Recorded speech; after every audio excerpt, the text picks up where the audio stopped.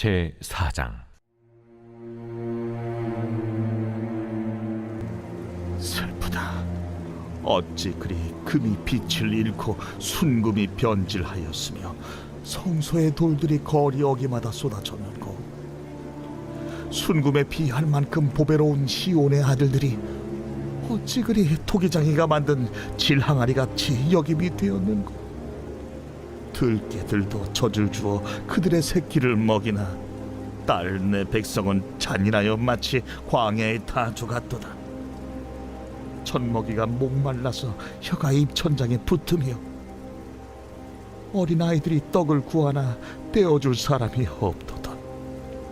맛있는 음식을 먹던 자들이 외롭게 거리거리에 있으며 이전에는 붉은 옷을 입고 자라난 자들이 이제는 거름더미를 안았도다. 전에 소돔이 사람의 손을 대지 아니하였는데도 순식간에 무너지다니, 이제는 딸 내 백성의 죄가 소돔의 죄악보다 무겁도다.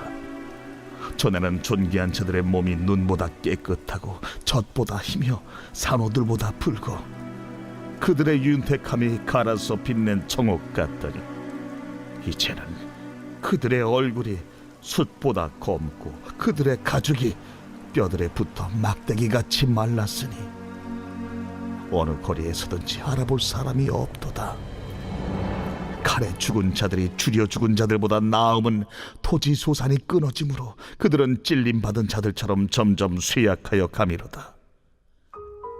딸 내 백성이 멸망할 때에 자비로운 부녀들이 자기들의 손으로 자기들의 자녀들을 삶아 먹었도다.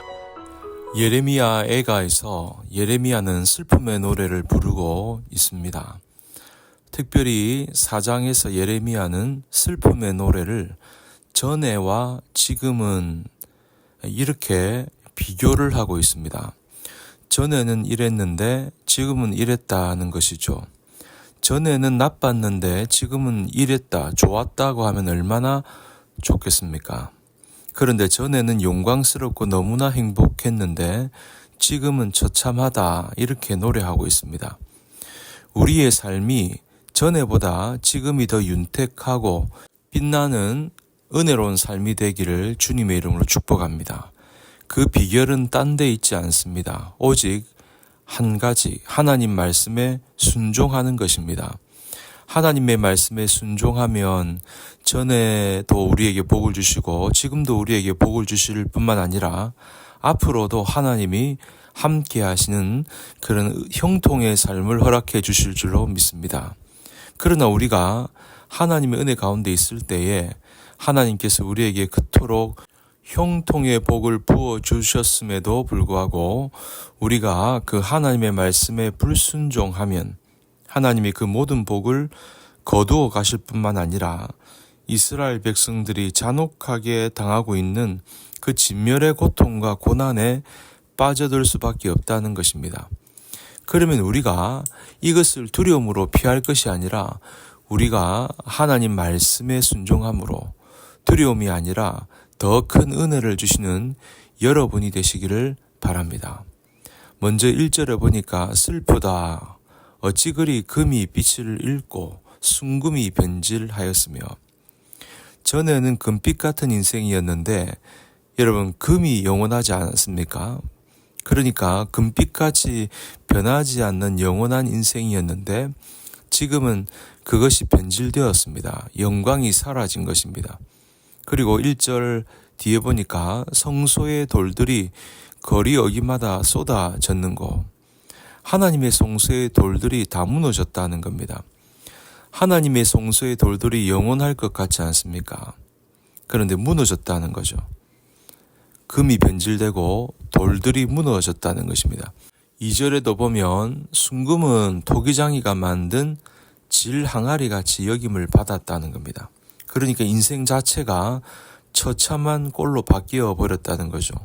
너무 존귀함을 받은 축복받은 인생이 하루아침에 다 무너져 내리고 질그릇과 같은 질항아리 같은 존재로 변했다는 것입니다.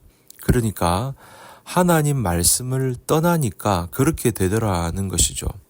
하나님 말씀을 붙들고 그 말씀 따라 살아가는 자는 존귀하게 만들어 주십니다. 그러나 하나님 말씀을 떠난 자는 질항아리처럼 하찮은 존재로 변한다는 것입니다.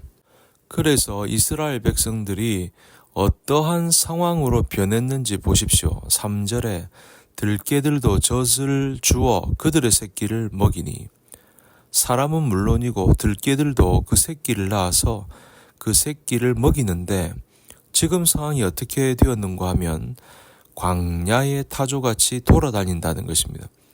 타조는요, 알을 품지 않습니다. 자연적으로 자연 발열에 의해서 알이 깨어난다는 겁니다. 그러니까 주변에 있는 야수들과 같은 동물들이 타조알을 깨먹습니다.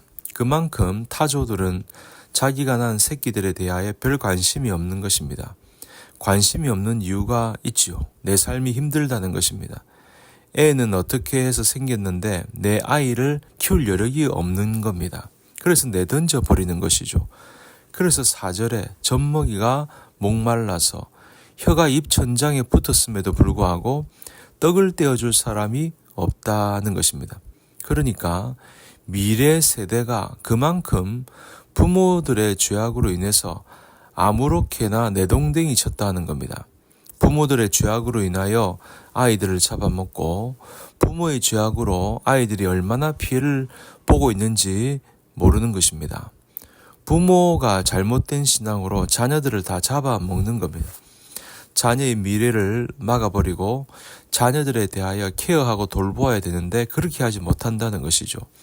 5절에도 맛있는 음식을 먹던 자들이 외롭게 거리거리에 있으며, 이전에는 붉은 옷을 입고 자라난 자들이 이제는 거름더미를 안았도다.